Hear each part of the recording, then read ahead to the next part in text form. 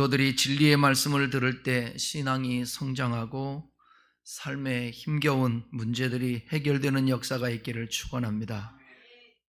저는 오늘 2024년 교회 표어대로 하나님의 얼굴을 구하는 교회, 즉 하나님의 얼굴을 구하는 신앙이라는 제목으로 하나님의 말씀을 증거하도록 하겠습니다. 라틴어에는 미래를 뜻하는 단어가 두 가지 있는데요. 첫째는 현재의 시간 뒤에 놓여 있는 다음 시간으로서의 미래죠.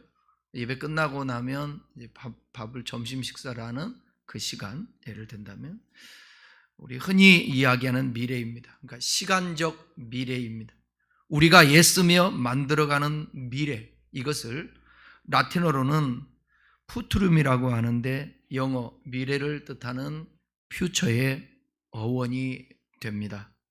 두 번째 미래는 라틴어로 에드벤투스라는 단어인데요. 이것은 성도에게 다가오는 미래입니다.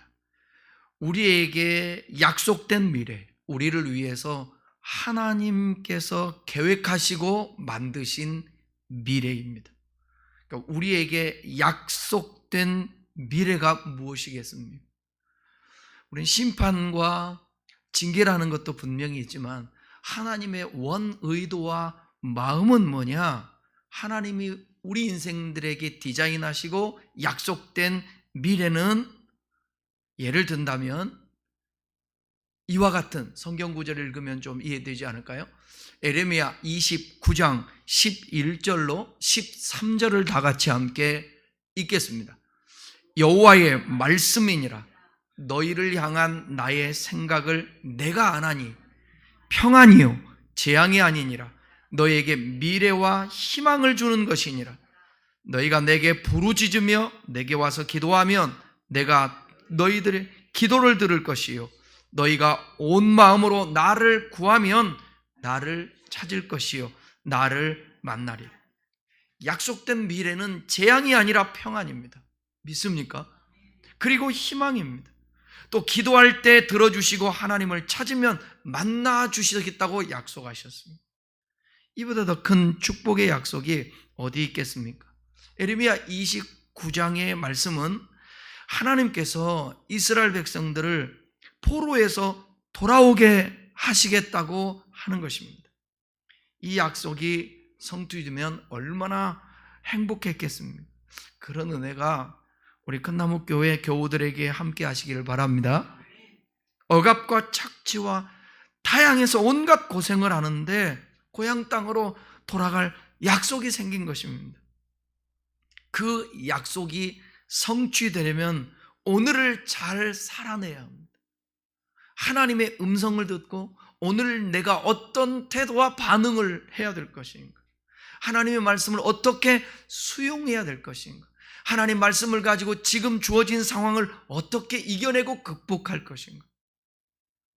영국의 비평가 토마스 칼라일은 오늘을 사랑하라 이런 시에서 과거로 흘러가 버린 어제도 아직 당도하지 않은 미래도 아닌 오늘을 사랑하고 오늘에 충실하라고 외칩니다. 어제는요 이미 과거 속에 묻혔습니다. 미래는요 아직 오는 날입니다. 오지 않은 날입니다. 우리가 살고 있는 날은 바로 오늘. 우리가 사용할 수 있는 날은 오늘. 우리가 소유할 수 있는 날은 오늘뿐. 오늘을 사랑하라. 오늘의 정성을 쏟아라. 오늘 만나는 사람을 따뜻하게 대하라. 오늘은 영원 속의 오늘. 오늘처럼 중요한 날은 없다. 오늘처럼 이 중요한 날에 함께 오늘 사랑하며 살아라. 시간은 하나님이 주신 저와 여러분들에게 가장 귀한 선물입니다. 형형색색의 오늘이 모여서 우리 생애를 만들지만 냉철하게 따지고 보면 오늘이 우리에게 주어진 일생입니다. 오늘을 잘 살아낼 때 약속된 미래는 저절로 주어지는 것입니다. 내일을 생각하지 않아도 괜찮아요. 여러분 내일에 대해서 걱정 근심할 필요 없어요. 주님께 맡기고 오늘 나에게 주어진 삶을 잘 살아내면 미래는 하나님께서 준비하셔서 그냥 저절로 우리에게 주어지는 것입니다. 그 주어질 때 복으로 주어졌으면 좋겠어요. 2024년도가 복으로 주어졌으면 좋겠어요. 오늘을 잘 살아내기 위해서는 어떻게 해야 되겠어요? 하나님께 내 삶을 묻고 하나님의 음성을 들으며 하나님과 친밀한 교제 가운데 하나님과 동행하는 삶을 사는 것입니다. 들리는 소리가 보는 것이 참 답답하고 안타까운, 부족하지만 그래도 평생을 주의 종으로 살고 하나님의 말씀을 가지고 하나님의 뜻을 이루게 사명을 갖고 그리고 내 중심보다는 이타적으로 살려고 몸부림쳤던 삶인데 그 삶으로 그 어느 때보다도 죄송해요. 목사로서 분노가 막 치밀고요. 왜냐하면 이 세상이 이 나라가 되어지는 것들 보면 죄가 관영하고 좀 이제 신앙적으로 좀 뭔가 이게 하나님의 말씀의 시선으로 관점으로 보다 보니까 너무 세상이 악해. 정치하는 사람들이 너무 자기중심적이에요. 국민들을 생각하지 않아요. 그래서 너무 속상하고 참 답답하다라는 생각이 들어요. 그러면서 소망은 뭐냐? 예수 믿는 사람, 저와 여러분들 하나님의 말씀을 가지고 주의 음성을 들으며 주님께 묻고 주님과 교제 속에서 주님과 동행하는 삶을 우리라도 살아내는 것입니다. 그래서 세상을 비춰주는 것입니다. 그리고 세상에 맛을 내는 것입니다. 이제는 더 이상 전도지 가지고 전도하는 시대가 지났습니다. 저와 여러분들의 발걸음과 저와 여러분의 말과 저와 여러분의 표정이 전도지가 되어야 합니다. 그래서 그리스도의 향기를 드러내야 하는 것입니다. 그렇다면 바로 오늘입니다. 오늘 죽을 것 같아도 염려하거나 근심하거나 거기에 매몰돼서 절망하지 마시고 우리 주님의 음성을 들으려고 하셔야 합니다.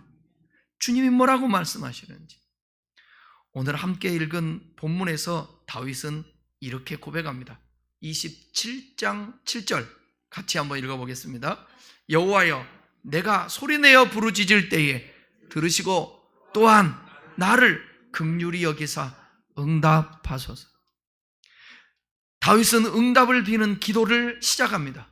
여호와께 부르짖습니다. 여호와의 이름을 부르며 시작하는 다윗의 이러한 부르짖음을 통해 성도가 위기 상황에 간절히 찾고 구해야 할 대상이 인간이 아니라 사람이 아니라 하나님이심을 확인할 수 있습니다. 사랑하는 여러분, 사람을 부르거나 사람을 찾기 전에 하나님을 찾고 하나님을 부를 수 있기를 축복합니다. 제가 개척하고 교회가 너무 힘들었어요. 교회를 거짓말 안 하고 무일푼으로 시작했어요. 대출로부터 시작했어요. 도움을 받고 하다 보니까 개척해서 너무 힘들더라고요. 1년이 가기 전에 카드빚은 늘어나고 감당할 길이 없어서 순진하죠. 하나님의 일이라고 생각해서. 그래서 제가 어떤 분에게 도움을 요청한 적이 있어요. 그런데 거절을 당했어요. 그 뒤로 누구에게 도움을 청하거나 의지한 적이 없습니다. 그리고 제 별명을 천수답이라고 그렇게 명했습니다.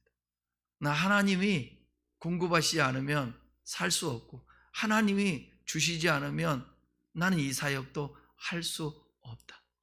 그런데 뒤돌아보면 그때그때마다 순간순간마다 하나님이 채워주시고 하나님이 공급하셨던 것을 저는 기억합니다. 여러분, 하나님 앞에 매달리고 부르짖으며 탄원하는 행위는 결코 나약하거나 수치스러운 것이 아닙니다. 우리가 아무리 능력이 있어도 하나님이 잠시 막으시면 안 되는 거예요. 송구영신 예배 때도 설교했지만 하나님이 닫으면 열 자가 없습니다. 열면 닫을 자도 없습니다. 그러니까 우리가 힘있고 능력 있고 그렇다 할지라도 여러분, 내 능력 믿지 말고 내 주변의 사람들을 의지하려고 하지 말고 먼저 하나님을 찾고 하나님을 도움으로 여기는 자는 복이 있도다. 그 말씀 우리가 기억하셔야 합니다.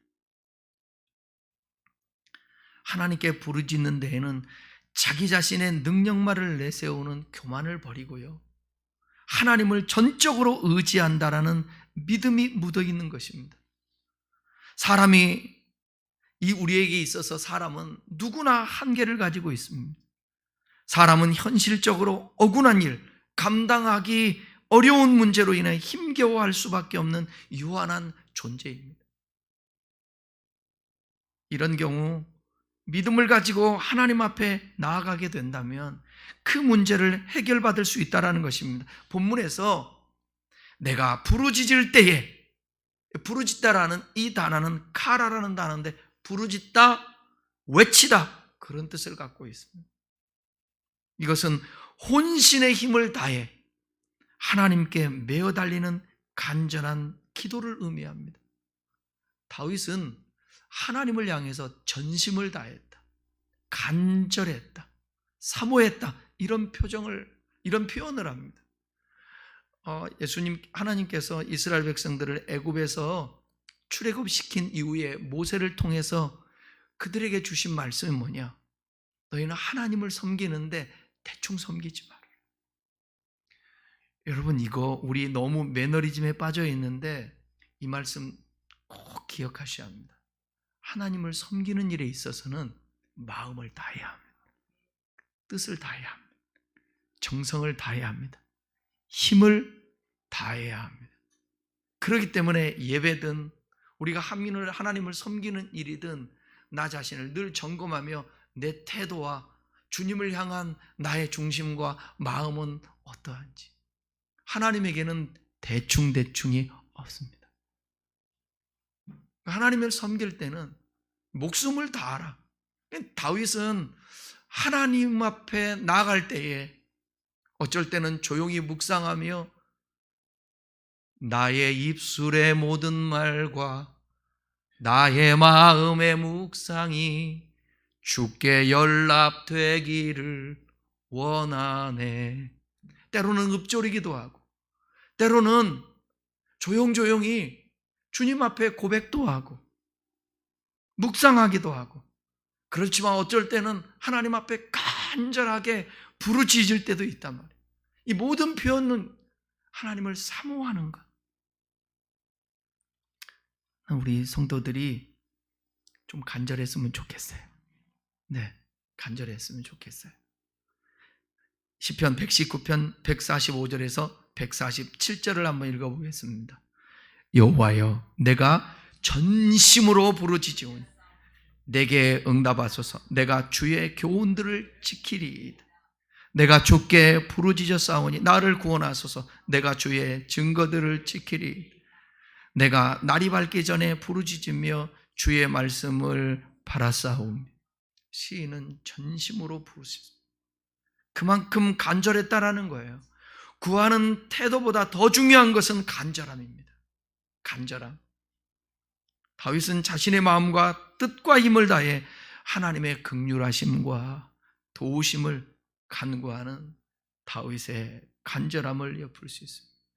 그래서 여러분, 우리가 쇼를 하면서 연기를 하면서 눈물을 하고 그냥 감정에 복받쳐서 눈물을 흘리고, 그것은 좀 자제할 필요는 있지만 하나님을 향한 그 간절함, 그 사모함, 내 마음에 주님 아니면 안 된다라는 그 이 안에 간절함이 때로는 눈물로 표현될 수 있습니다. 여러분의 눈에서 하나님을 향하는 그 눈물이 있기를 바랍니다. 눈물이 말랐다면 마음이 굳어진 거예요. 그럴 때 이렇게 기도해야 합니다. 하나님, 굳어진 마음을 제하사 부드러운 마음을 주옵소서. 주 예수 그리스도 하나님의 아들이시여, 나를 긍휼히 여겨주십시오. 나를 불쌍히 여겨주십시오. 오늘 우리 장 선생도 기도했는데 저도 그런 것 같아요. 기도는 뭐 다른 기도가 없는 것 같아요. 하나님 나 좀 불쌍히 여겨주십시오. 나 좀 긍휼히 여겨주십시오. 하나님 나 좀 도와주세요. 나에게 힘 좀 주세요. 나 이거 이겨낼 수 있도록 도와주십시오. 받아들여야 할 거라면 나 수용할 수 있도록 도와주십시오. 이 기도밖에 없어요. 주님 앞에. 그 하나님은 우리의 마음의 중심을 보십니다. 구하기 전에 있어야 될 것을 아시는 그 하나님. 저는 우리 성도들이 하나님을 향해 2024년도에 더 간절해졌으면 좋겠어요. 근심하고 걱정하고 불안하고 염려하고 두려워할 시간에 하나님 앞에 간절히 기도했으면 좋겠어요. 주를 찾았으면 좋겠어요. 오늘 본문 8절을 한번 읽어보겠습니다. 너희는 내 얼굴을 찾으라 하실 때에 내가 마음으로 주께 말하되 여호와여 내가 주의 얼굴을 찾으리이다 하였나이다. 하나님께서는 당신의 얼굴을 구하기를 원하십니다. 다윗은 주의 얼굴을 찾겠다고 고백합니다. 저는 24년도 우리 교회 표어가 하나님의 얼굴을 구하는 교회, 하나님의 얼굴을 구하는 신앙. 저와 여러분들이 올 한 해 동안 정말 하나님 그 자신, 그 하나님을 찾을 수 있는 우리가 되었으면 좋겠습니다. 하나님의 얼굴을 구한다라는 어떤 의미인가? 구한다는 것이 하나님은 영이시고 육체가 없잖아요. 그분은 항상 빛으로 존재하시지 않습니까? 그의 얼굴은 볼 수 없으며 보는 날에는 죽습니다. 성경은 죽는다고 말하고 있어요. 출애굽기 33장 20절 한번 볼까요? 또 이르시되 내가 내 얼굴을 보지 못하리니 나를 보고 살 자가 없음이니라. 죄인 인간이 거룩한 하나님을 볼 수 없기 때문이에요. 그런데도 야곱은 하나님의 사자를 대면하였고 하나님의 은혜로 생명이 보존됐습니다. 야곱이요, 하나님을 만난 장소가 어디예요? 분이엘이라는 거 뭐냐? 하나님의 얼굴이라는 뜻이에요. 하나님의 특별한 은총입니다. 하나님의 특별한 은총. 하나님의 얼굴을 보면 죽는다는 표현이 뭐 하겠습니까? 그것은 사람과 인간 사이의 구별함입니다. 구별됨. 초월자, 전능자. 나와는 진짜로, 우리는 피조물, 그분은 창조주라는 거예요.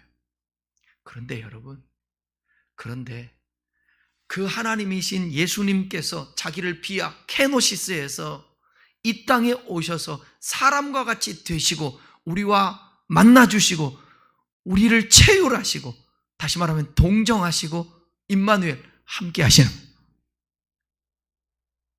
이 하나님이 계시는데 왜 염려 속에 빠지냐고요. 우리가 왜 우울감에 늘 사로잡혀 있냐고요.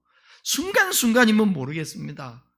그런데 그것이 나를 점령하고 있다는 것은 아직도 하나님에 대한 이해, 그리고 하나님의 얼굴을 구하지 않았기 때문이라고 생각되어져요. 성경 시편 105편 4절에 보게 되면 다윗은 그의 얼굴, 하나님의 얼굴을 항상 구할지어다. 하나님의 얼굴을 항상 구할지어다. 시편 143편 7절에서도 주의 얼굴을 내게서 숨기지 마옵소서. 오늘 본문의 말씀 9절에서도 그 말씀 나오는데, 주님, 주의 얼굴 나한테 숨기면 안 됩니다. 난 주님 없으면 안 됩니다. 주님 숨지 마세요.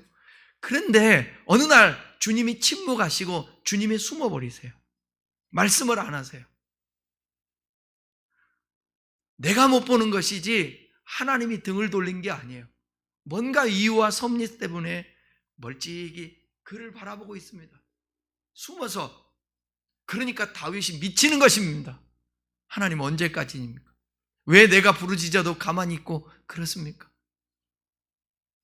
하나님이 숨으면 안 돼요. 하나님이 숨으시면 안 되죠. 숨으신 것 같이 느껴지면 안 되는 거예요. 무슨 하나님이 숨으실 일이 있어요. 사람이 숨지. 하나님은 그대로 있는 것이지요. 근데 때로는 누구의 욥처럼 하나님께서 섭리 속에서 더 큰 말씀을 하시고 더 큰 신앙을 성숙하게 하기 위해서 하나님이 침묵하시고 숨으신 것 같이 우리가 느껴질 때도 있습니다. 다윗의 삶 속에는 오직 하나님의 얼굴을 구하는 것만이 전부였습니다. 다윗에게 있어서 하나님의 얼굴을 구한다는 표현은 하나님을 사모한다는 의미예요. 또 더 나아가 앙망한다라는 것입니다.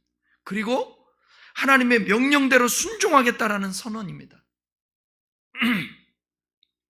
다시 말하면 하나님 자신만을 구하겠다라는 거예요. 하나님 자신. 인간은 권력이나 권위 그리고 존경과 칭찬을 맛보지 못했을 때 그것을 최종 목적으로 추구하게 됩니다. 사람들에게는 누구나 다 인정 욕구가 있죠. 어느 때보다.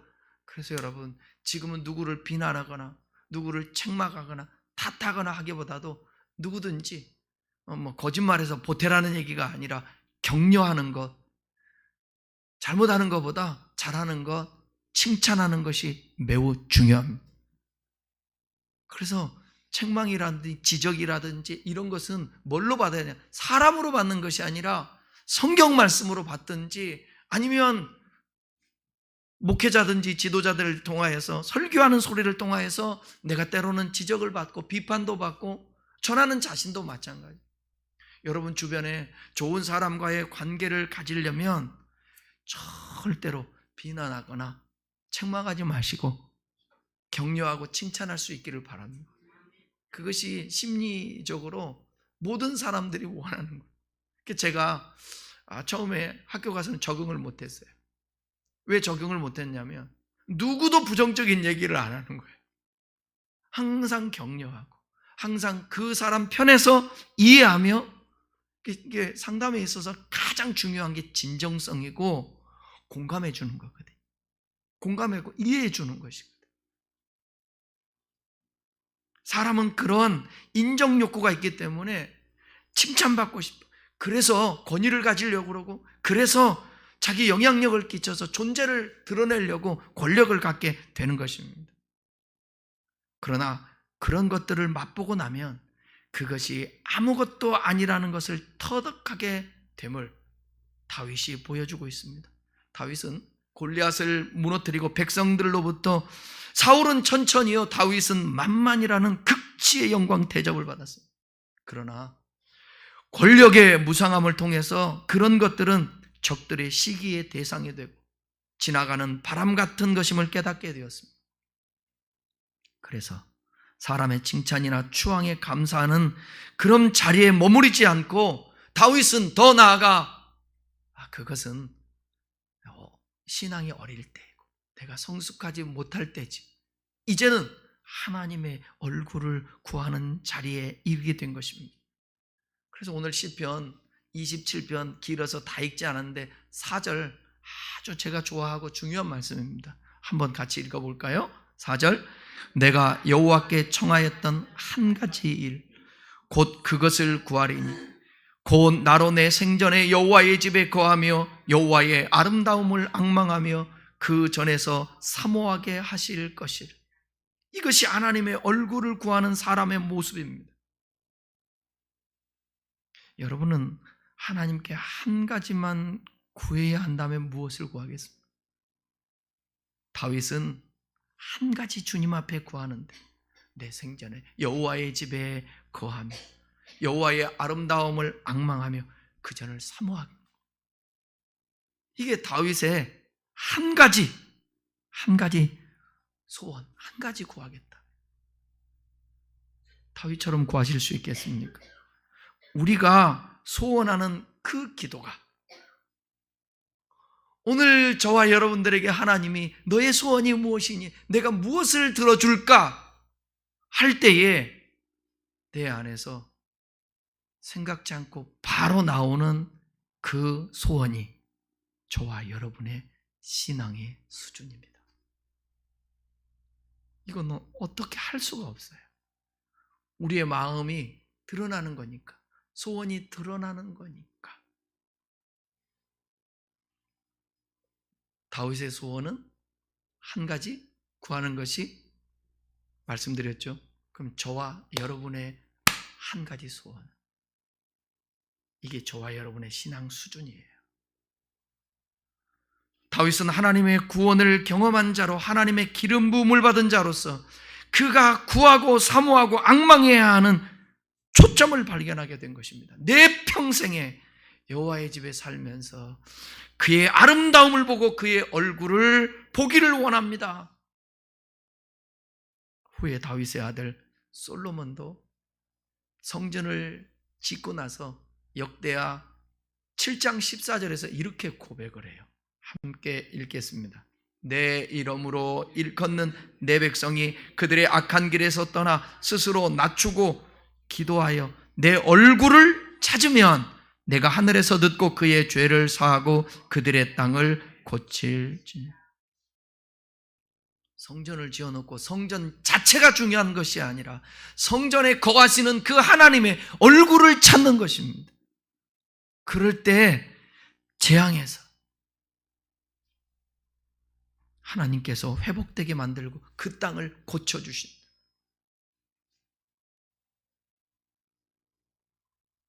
전에 말씀드렸는데 하나님의 얼굴을 구하는 것의 반대는 뭐라고 그랬죠? 하나님의 손을 구하는 것. 다시 말하면 하나님의 능력을 구하는 것. 시편 105편 4절입니다. 여호와여 그의 능력을 구할지어다. 그의 얼굴을 항상 구할지어다. 여호와와 그 능력. 여기 주목할 것은 여호와와 그 능력입니다. 능력을 구하는 것 잘못 아니죠. 당연하죠. 그러나 여호와를 먼저 구해야 한다는 것입니다. 여호와를 먼저 구해야 된다는 것.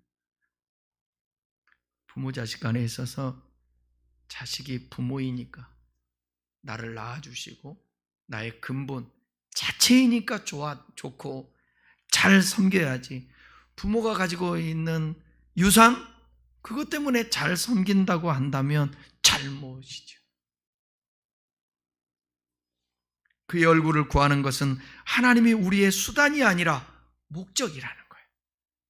신앙인이 자신의 필요를 채우기 위해 창조주이시며 인생의 주권자 되시는 하나님을 이용한다거나 수단으로 섬기는 것은 자기중심적인 신앙인 것입니다. 거기에는 어떠한 하나님의 역사도 일어나지 않습니다. 잘못 신앙생활하고 있는 거죠. 결혼할 때요, 상대방의 그 어떤 조건보다 그냥 좋아야 돼. 그냥 좋아야 돼. 그게 사랑이야. 집안, 학벌, 외적인 환경 때문에 좋아한다면 그것은 진정한 사랑이 아닙니다. 당연히 우리가 조건들도 봐야죠. 당연히 봐야죠. 너무 차이가 있어도 안 되죠. 생각도 맞아야 되고. 근데 제가 말씀드리는 것은 그것은 본질이 아니라는 거예요. 본질이 아니라는. 우리가 하나님을 신앙할 때도 초신자일 때는 아직 어리니까 하나님을 섬길 때 뭔가 해결해 주시고 기대한 대로 해주니까 신앙생활하고 헌신하고 헌금하고. 그러나 그렇게 지속될 수는 없잖아요. 신앙이 성숙하는데 성장으로 나아가야 되는데 성숙한 신앙은 하나님과 친밀한 관계 속에서 그분과 교제하며 그분으로 인하여 감격하고 삶의 이유와 목적을 깨닫고 그분이 기뻐하시는 비전을 갖는 것입니다. 어쩌면 이것이 제 신앙의 핵심이에요. 제 설교를 준비하면서 제가 이 문장을 쓰면서 이게 신앙의 본질이다. 그때 하나님께서도 기뻐하시고요. 우리에게 그래서 채워주시고 우리도 행복하게 되는 것이고 우리도 하나님이 공급한 것을 다시 드리고 나누고 섬기고 이게 계속 반복되는 것입니다. 다시요. 성숙한 신앙은 하나님과 친밀한 관계 속에서 그분과 교제하며 그분으로 인하여 감격하고 삶의 이유와 목적을 깨닫고 그분이 기뻐하시는 비전을 갖는 것.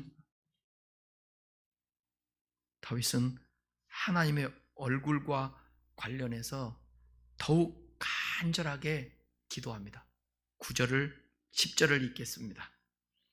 주의 얼굴을 내게서 숨기지 마시고 종을 노하여 버리지 마소서. 주는 나의 도움이 되셨나이다. 나의 구원의 하나님이여 나를 버리지 마시고 떠나지 마소서. 내 부모는 나를 버렸으나 여호와는 나를 영접하리. 앞으로도 하나님과 계속 친밀하게 관계하고 싶다라는 것입니다. 얼굴을 숨기지 말아달라고 기도해요. 나에게 노하지 말라고 기도해요. 그리고 자기를 떠나지 말라고 기도해요. 마지막으로 자기 부모보다 자신을 사랑하는 그 하나님을 고백해요. 부모는 나를 버렸으나 하나님은 나를 영접하리이다. 다윗은 하나님의 사랑을 사람들 사이에서 가장 크고 헌신적이라고 할 수 있는 부모의 사랑에 비교해서 하나님의 사랑이 얼마나 크고 변함없는 것인지를 부각시키십니다. 그러게 여러분, 부모에게 버림받고 세상에서 상처받고 그 아픔, 기억을 가지고 있는 사람들이 주님 앞에 돌아와 위로받고 회복되는 일들이 얼마나 많습니까? 하나님이 크신 거예요. 하나님이 사랑의 하나님이라는 거예요. 이것도 오래된 일이고 제가 여러분들한테 전했던 말씀인데, 제가 하나님의 사랑을 알고 싶어서 하나님 도대체 주님을 사랑하시면 아멘 합시다 하고 아멘은 하는데 이게 감격과 느낌이 없는데, 그 느낌과 감격, 진짜 하나님을 나도 사랑할 수 있도록 도와주십시오. 저 그 기도 많이 했어요. 그때 거기가 흰돌산 기도원이었던 것 같아요. 내가 하나님 앞에 기도할 때 하나님은 그 눈물의 그 기도를 들으시고 주님이 말씀하시, 너 네 아들을 사랑하니? 사랑하죠. 네 아들 위해서 죽을 수 있니? 아유, 죽을 수 있죠. 그거 당연한 거 아니겠습니까? 맞아. 네가 네 아들을 사랑하는 것처럼 나도 너를 사랑해서 독생자까지 아끼지 않고 너한테 준 거야. 그러니까 네가 네 아들을 사랑하는 것보다 내가 너를 사랑하는 게 더 크지. 그때 하나님의 사랑을 깨달았어요. 그래서 여러분, 신앙은요, 하나님의 사랑을 알고 믿었노니 하나님은 사랑이시라. 신앙의 본질은 하나님을 알고 하나님을 사랑하는 거예요. 호세아서 6장에 나오지 않습니까? 하나님은 그래서 인애를 원하고 하나님을 아는 것을 원한다. 번제도 원치 않는다. 제사도 원치 않는다. 아니, 하나님이 제사 지내라고 그랬고 번제 드리라고 그랬는데, 이 말은 무슨 얘기입니까? 그거보다 더 중요한 건 나를 사랑하는 거야. 나를 아는 거야. 이 말을 하는 거예요. 이게 신앙의 본질이에요. 다윗은 그걸 깨달았던 것입니다. 그렇게 살고 싶었던 것입니다. 사랑하는 여러분, 아직까지 혹시 하나님과의 관계 속에서 뭔가가 이해도 안 되고 잘 안 풀리고, 왜 신앙생활 오래 해도 이렇지? 나는 기도해도 응답이 없지? 오늘 방향 조금 바꿔보실래요? 올 한 해 동안 우리 함께 하나님 자신을 구하십시오. 내게 필요한 것, 다른 것, 어떤 눈에 보이는 물질 세계 것, 그거 차차선으로 내려놓고 하나님 먼저 구하는 거예요. 하나님, 나 배우고 싶습니다. 이 말은 뭐예요? 하나님 만나고 싶습니다. 나 하나님 알고 싶습니다. 하나님 좀 경험하고 싶습니다. 하나님이 역사하는 그 역사 안으로 들어가고 싶습니다. 저의 삶에 가나의 혼인잔치에 일어났던 그 하나님의 역사가 있게 해주십시오. 그러니까 물로 포도주 만들어준, 나의 삶 속에서 물로 포도주 그게 아니라 진정한 기쁨이 그거보다 더 큰 하나님의 역사.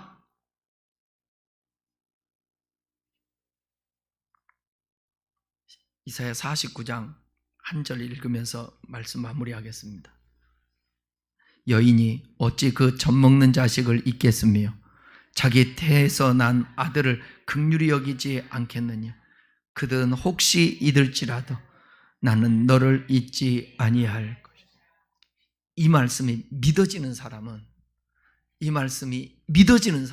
하나님 앞에 담대히 나가. 너는 하나님 앞에 은혜를 받고 도움을 얻기 위해서 하나님 보좌 앞에 담대히 나갈지니라. 히브리서 말씀이 있잖아요. 여러분, 젖먹는 아이가 어떻게 자식을 잊을 수가 있겠습니까? 네? 아니죠. 자기 태에서 난 아들을 긍휼히 여기지 않는 부모가 어디 있겠습니까? 그들은 혹시 잊을지라도 여호와 하나님, 나는 너를 잊지 않겠다. 이 말씀 꼭 붙들고 2024년 승리하며 살아갈 수 있기를 바랍니다. 올 한 해 동안 우리 교회에도 하나님의 얼굴을 구함으로 말미암아서 하나님의 임재가 있고 하나님의 친밀한 역사가 있고 하나님의 강물 같은 성령의 그 운행하심과 충만함이 이 교회를 덮고 여러분의 가정을 덮고 여러분의 가는 발걸음이 덮어지고 그 속에 역사가 있고 기쁨과 평안이 있기를 주님의 이름으로 축원합니다. 기도하겠습니다.